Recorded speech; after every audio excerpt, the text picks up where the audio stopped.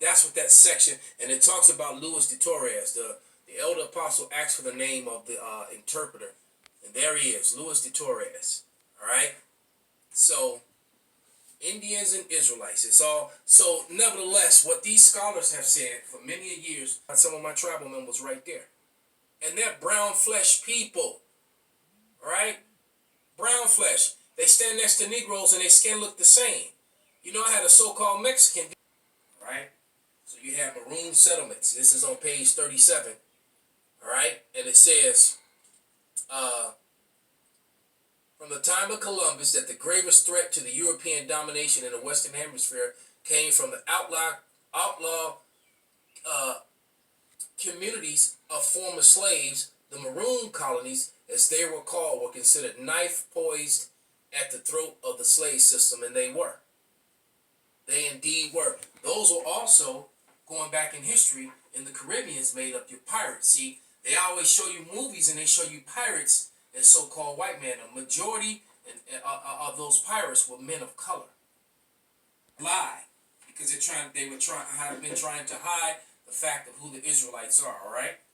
So here we go. Here's an image from that book, artist's depiction of what he saw. Okay, and then they intermingled and intermarried.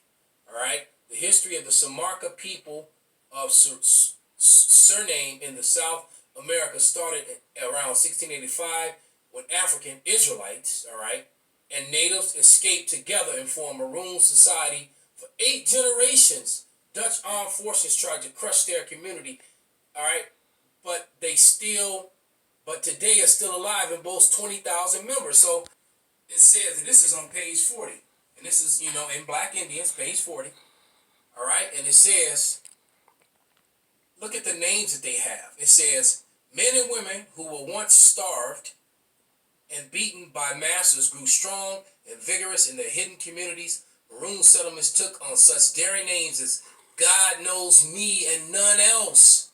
Disturb me if you dare. Come try me if you be men. And I shall motor before I shall be taken. All right? But look at that. God knows me and none else. And I got Amos 3:1 next to it. All right? Let's go. That they were the Israelites. All right? Right here, I have by Timothy R. Jenkins.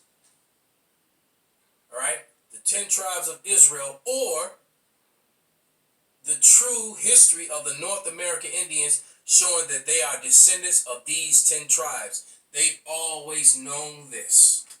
All right? They've always known this, and there's proof that they called on the name Yahushai in this book. Matter of fact, this is page 168. All right? And there it says, it's talking about when they would sing around the fires.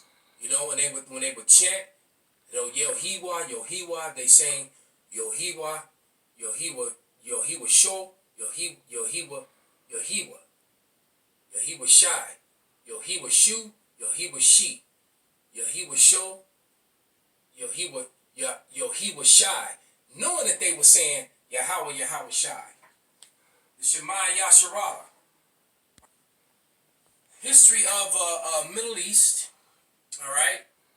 A Star in the West, or a humble attempt to discovery of the lost 10 tribes of Israel, preparatory to their return to the beloved city of Jerusalem. And it also goes into the history of the 10 tribes in the Americas. All right? It definitely goes into that. All right? It talks about Montezuma's, the same character that's in this book here, Lost Tribes and Promised Lands.